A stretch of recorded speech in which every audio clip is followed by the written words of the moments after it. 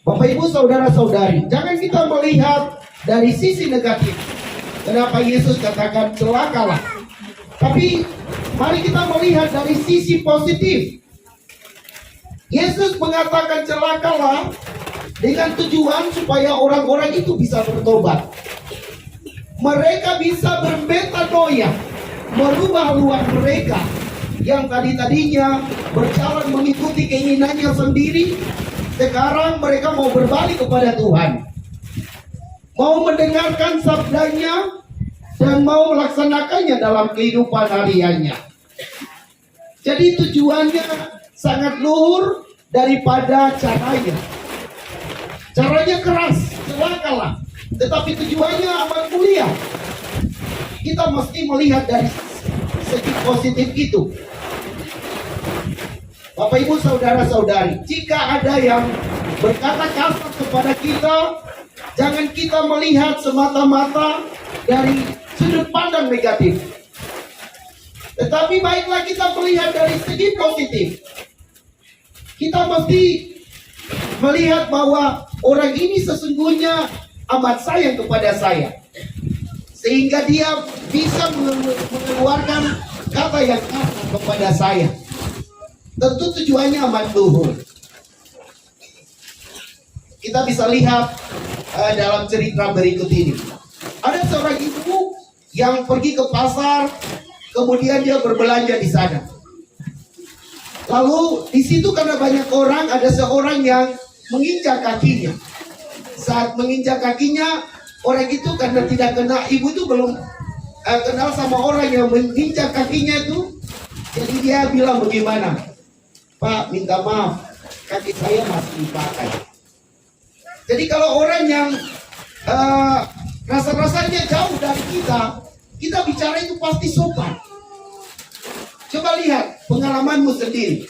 Apakah orang baru datang dan kau tidak kenal dia, langsung kau keluarkan kata yang kasar kepadanya? Tidak. Pasti kita berusaha sopan-sopan, seperti malaikat yang turun ke dunia ini. Jadi, halo Bapak, apa kabar? Macam begitu. Tapi setelah itu kembali ke rumahnya. Lalu dia cepat-cepat masuk ke dalam ruangan, dan anaknya juga cepat-cepat mau keluar. Mereka tabrakan di depan pintu.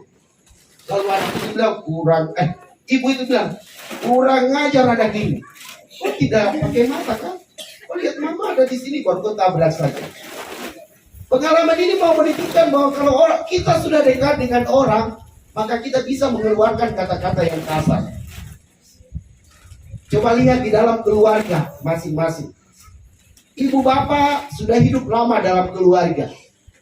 Tentu kita mengalami berbagai macam masalah di dalam keluarga. Kalau bapak bikin susah ibu dalam tanda kutip, tentu ibu juga mengeluarkan kata-kata kasar. Ibu akan menyebut nama binatang dari A sampai Z. Dia akan bilang anjing misalnya. Dia akan sebut babi. Kenapa anjing dan babi selalu disebut? Ada yang tahu jawabannya? Sedikit-sedikit dapat pukul anjing misalnya. Sedikit-sedikit dapat pukul babi. Karena anjing dan babi itu dagingnya enak. Binatang yang paling enak di dunia itu babi. Jadi kata yang keluar itu begitu. Anjing, babi. Nah, mesti dalam keadaan seperti begitu, kita mesti mengontrol diri kita. Kalau saya sadar bahwa kamu mudah marah, maka saya minta kepada Allah supaya Allah mengurapi saya dengan Roh Kudus, supaya yang keluar dari mulut saya itu bukan kata-kata kasar, tetapi yang keluar kata-kata yang halus. Misalnya ketika orang marah saya membalasnya dengan kata yang baik. Orang katakan kepada saya anjing, saya katakan paling baik misalnya. Jadi kejahatan jangan dibalas dengan kejahatan, tetapi kejahatan mesti dibalas dengan kebaikan. Kalau kita mampu melakukan itu, maka kita sedang berusaha menjadi satu keluarga. Seperti yang kita dengar dalam bacaan pertama dari Kisah Para Rasul. Kisah Para Rasul menjelaskan tentang cara hidup jemaat pertama. Kita lihat dulu. Murid Yesus itu ada 12. Lalu mereka hidup saling mengasihi satu terhadap yang lain. Ketika orang melihat bahwa hidupnya baik, maka ada pengikut baru. Lalu mereka hidup begitu terus, taat dan setia kepada Tuhan. Banyak orang mengikuti Yesus terus-menerus karena melihat apa yang para rasul lakukan di dalam hidupnya. Atau mendengar tadi bahwa para murid itu sehati sejiwa. Atau begini, ketika seseorang mengalami duka cita, yang lain juga ikut berduka. Ketika yang lain, seseorang bersuka cita, bergembira, yang lain juga ikut bergembira. Coba kita lihat pengalaman kita masing-masing. Apakah di soal ini ketika ada yang menderita, kita ikut menderita sungguh-sungguh?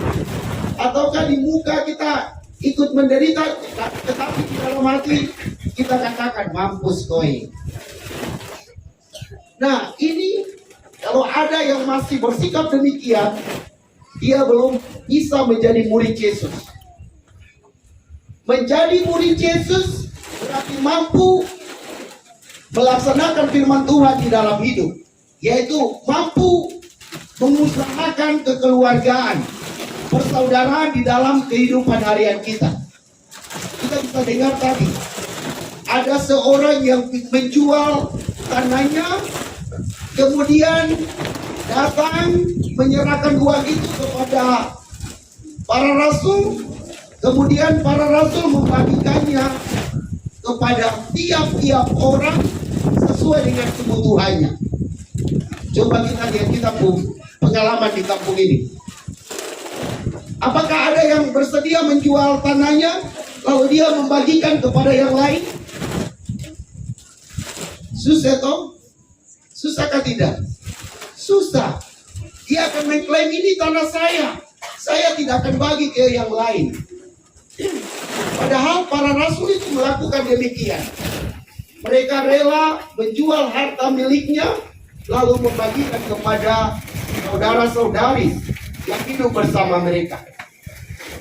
Bapak Mama, ajaran Tuhan ini sungguh luar biasa, yang sesungguhnya sudah dipraktekkan oleh orang tua kita, para leluhur kita pada masa-masa yang lalu.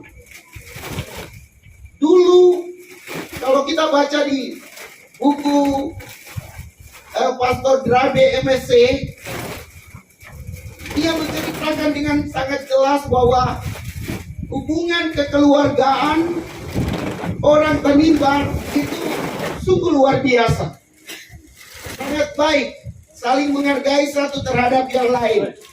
Apa yang dia punya menjadi milik bersama, dan itu sangat jelas. Coba kita lihat anak-anak ini. Apakah ada yang punya milik pribadi? Itu milik umum, milik SOA. Tapi setelah saat ini baru kita katakan itu milik saya. Padahal dari dulu itu semua orang bilang tanah ini milik kita bersama. Hanya Bapak ini ya pemimpin untuk kita. Hanya begitu. Nah, adat istiadat kita ini semakin hari terkikis dengan perkembangan saat ini. Jadi akhirnya kita tidak mengenal saudara-saudari kita lagi. Yang Duan mungkin tidak mengenal Lolat lagi, yang Lolat tidak mengenal Duan lagi. Yang dulu tetangga kita bisa pergi minta kayu api di tetangga, sekarang tidak. Begitu. Itu karena kita lebih mementingkan diri kita sendiri. Bapak Mama, kita minta kepada Tuhan supaya Tuhan mengurapi setiap kita dengan Roh Kudus-Nya, supaya kita mampu menghapus semua benteng-benteng yang memisahkan satu dengan yang lain. Sebagai manusia pasti sulit, tetapi saya yakin Roh Kudus akan mampu melakukan itu. Memang prosesnya lama, tetapi pasti. Daripada kita memaksa, nanti kita susah sendiri.